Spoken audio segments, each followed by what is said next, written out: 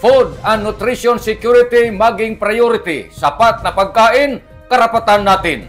Ini ang tema kuman na selebrasyon sa buyan na nutrasyon na tag-gasugdan ang culmination program nga tagpanguyuhan sa Provincial Health Office pinaagi na sa PHO Chief nga si Dr. Maria Isabel Vertulfo Maquinano iban sa iyang mga staff na did-on tagpahigadyon sa Provincial Convention Center Capital Area ning Dakbayan sa Surigao alas 9 ang tak na sa buntag. Sa ngayan ni Provincial Governor Lyndon Barbers nga muhatag sa mainito na mensahe kinsa si Provincial Administrator Attorney Rice Faith Recabo amoy nagrepresentar sa ngayan sa gobernador aron makapasibaw sa mensahe sa ato probinsya.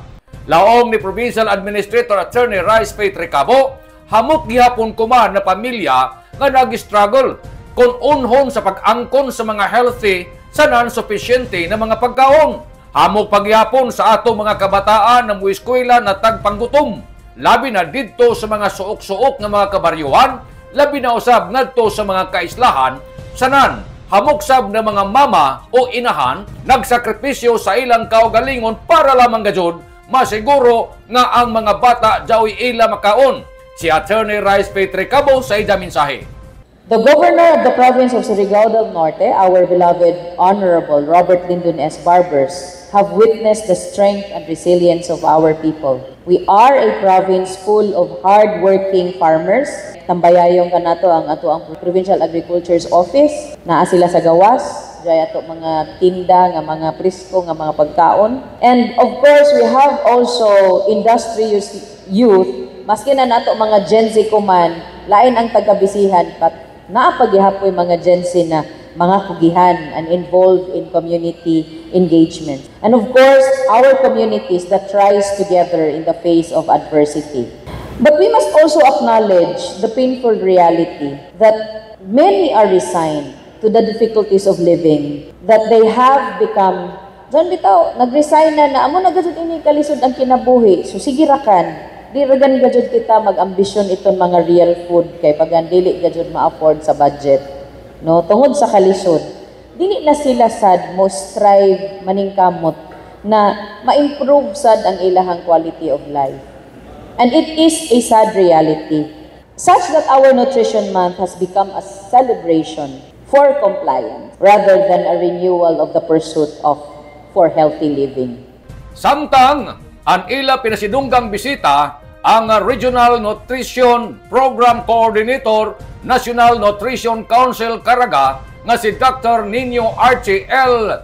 Laburdo RNMRD. Mi pasibaw sab sa iyang makahuluganon nga mensahe at tubangan sa mga mitambong sa culmination program nga naglaom nga ang selebrasyon kuman sa buyan ng nutrasyon nga nagbase ini sa Presidential Decree number 491 nga suyod sa 5 na kadekada ato ini katungod sa isa ka butang na makaangkon na himsog na panlawas labi na ang katawhan dinhi sa Pilipinas. Laong ni Director Labordo kon ato may numduman niadtong miaging tuig ang Nutrition Month nag-focus lamang sa PPAN kon na Philippine Plan of Action for Nutrition sa tuig 2023 ngadto na sa 2028. Kuman na tuig sa 2025, laong nidya, kaiban gyapon ang PPAN kon PPAN. Amoy ini nga nahulma ang tema na Food Nutrition Security maging priority, sapat na pagkain, karapatan natin. Sa ijadugang pagpasabot at tubangan sa mga partisipante ng kampanya kuman sa gobyerno labi na sa programa sa maradyaw na panlawas na ang matag sektor kinahanglan gajud ang kolaborasyon para sa Food and Efficient Security Initiative. Paminaunta ang ida mensahe. Kanina ang ating provincial administrator nagsabi na it should be lahat multi-sectoral approach. So ito na siya pangatlong pillar siya. Kailangan may commitment, may chunk of responsibility tayo para mai-produce ang all forms of malnutrition. And last outcome resource area focuses in creating an enabling environment. I am happy to note that our honorable board member is present. Sana maraming polisiya, and I am happy this year, Dr. Maquinano, push several provincial resolution on nutrition. Sana nagkaroon na tayo with the new set of structure, mayroon na tayong ordinance on creating the Provincial Nutrition Committee.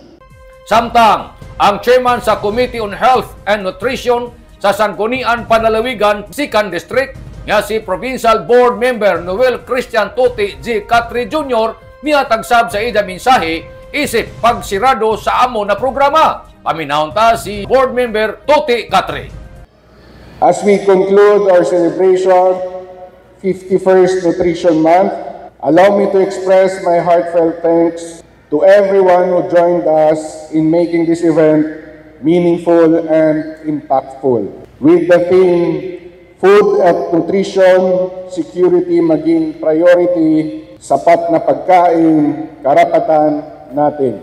We are reminded that good nutrition is a fundamental right, one that we must continue to protect and promote for every Surigaonon. Today's culmination program, featuring activities such as the free diet counseling and Tianggihan sa Kapitolyo, showcase the power of collaboration between our health, agriculture, and community sectors. This is a testament to what we can achieve when we unite for a common purpose.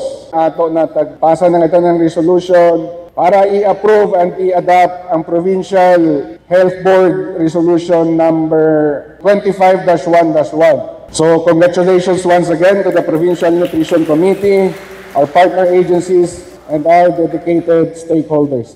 Nanukad gikan diri sa Kapitolyo, ini si Maricsiners Marconsi Vlogs, Mario Conales si Murlan Mulaong, salamat, Marajon Adlaw, natong tanan.